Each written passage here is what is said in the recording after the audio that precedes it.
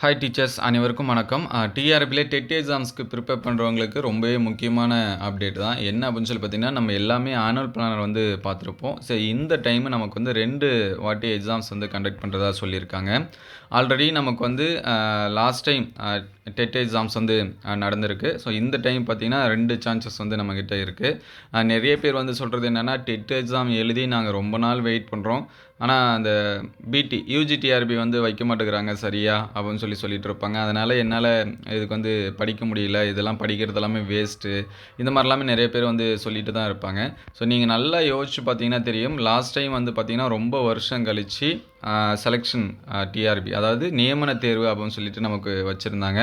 அதில் ஏகப்பட்ட பேர் பார்த்திங்கன்னா புதுசாக, அதாவது அந்த நியமன தேர்வு வைக்கிறதுக்கு முன்னாடி டெட் எக்ஸாம் வச்சு பாஸ் பண்ணவங்க நிறைய பேர் அதில் வந்து செலக்ட் இருந்தாங்க. ஸோ அந்த மாதிரி உங்களுக்கு ஒரு சான்சஸ் கிடைக்கிறதுக்கும் வாய்ப்பு இருக்குது. நான் இப்போ தான் ஃபஸ்ட் டைம் வந்து ப்ரிப்பேர் பண்ண போகிறேன். நான் வந்து எக்ஸாம் எழுதி உடனே போஸ்டிங் போகணும் அப்படின்னு நீங்கள் எதிர்பார்க்குறவங்களா இருந்தீங்கன்னா, கண்டிப்பாக இப்போலேருந்தே உங்களோட ப்ரிப்பரேஷன் வந்து ஸ்டார்ட் பண்ண ஆரம்பிச்சிருங்க. நமக்கு வந்து பார்த்திங்கன்னா ஆனுவல் பிளான்னா 2 வாட்டி நடக்கிற மாதிரி கொடுத்துருக்காங்க. மே மந்த்து கால்ஃபர் பண்ணி நடக்கிற மாதிரியும், அதுக்கடுத்து அக்டோபர் கால்ஃபர் பண்ணி நடக்கிற மாதிரியும் கொடுத்துருக்காங்க. ஸோ இந்த வாட்டி பார்த்திங்கன்னா அந்த யூஜிடிஆர்பி வந்து அந்த டெட்டுக்கு முன்னாடியே இருக்கிற மாதிரி கொடுத்துருக்காங்க. ஒரு சில டைம் நமக்கு டிஆர்பி பற்றி தெரியும், சொன்ன டைமுக்கு வந்து அதிகமாக கால்ஃபர் இருக்காது. நம்மளுடைய லக்கு டெட் எக்ஸாம் முடித்த பிறகு நமக்கு வந்து யூஜிடிஆர்பி வச்சாங்க அப்படின்னா நமக்கு ரொம்பவே பெட்டராக இருக்கும். சரிங்களா? அதனால் நீங்கள் அது வைப்பாங்களா வைக்க மாட்டாங்களா அப்படிங்கிற கொஸ்டின் மார்க்கை விட்டுட்டு நீங்கள் எப்பயிலேருந்து எக்ஸாம்ஸ்க்கு வந்து ப்ரிப்பேர் பண்ண ஆரம்பிங்க. நிறைய பேர் சொல்லிகிட்டே தான் இருப்பாங்க. ஆனால் நீங்கள் நல்லா யோசிச்சு பாருங்கள். நான் ஒவ்வொரு வீடியோலையும் சொல்கிறது என்னென்னா, எத்தனை வருஷம் கழித்து எக்ஸாம்ஸ் வந்தாலும், இப்போ ரீசெண்டாக நமக்கு பிஜிடிஆர்பிக்கு ப்ரொஃபஷனல் செலெக்ஷன் லிஸ்ட்டு விட்டாங்க.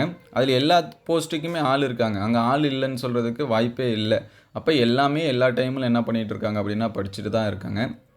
நீங்கள் 5 வருஷம் கழிச்சு எக்ஸாம்ஸ் எழுதினாலும் வச்சாலும் அது எழுதுறதுக்கு ஆட்கள் இருந்துகிட்டே இருக்காங்க. சரிங்களா? அதனால் குறை சொல்கிறவங்க சொல்லிட்டு தான் இருப்பாங்க.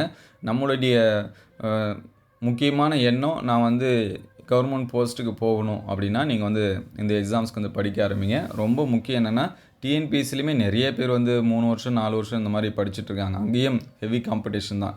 At the same time syllabus எல்லாமே அந்த டிஎன்பிஎஸ்சி படிக்கிறதுக்கும் டெட்டுக்கு படிக்கிறதுக்கும் கொஞ்சம் ஈக்குவலாக இருக்கிற மாதிரி தான் இருக்கும்.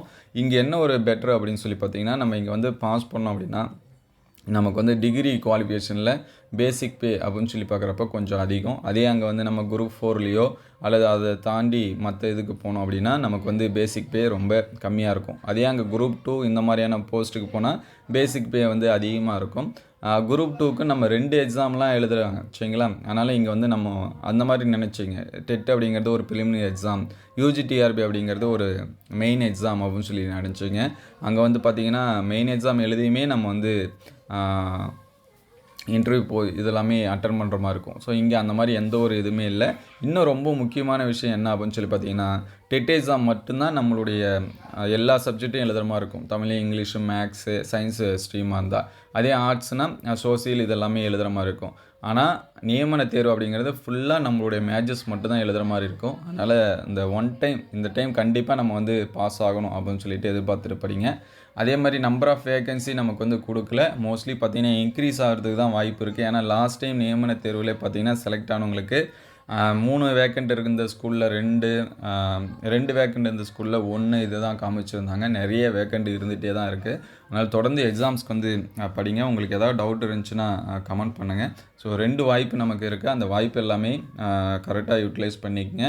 உங்களுக்கு ஏதாவது டவுட் இருந்துச்சுன்னா கமெண்ட் பண்ணுங்கள். அடுத்தடுத்த வீடியோவில் டிஆர்பி பற்றின அப்டேட் வந்துச்சுன்னா அப்டேட் பண்ணோம். ஸோ டெட் எக்ஸாம் கொஷின்ஸ் எல்லாமே ஷேர் பண்ணுவோம்.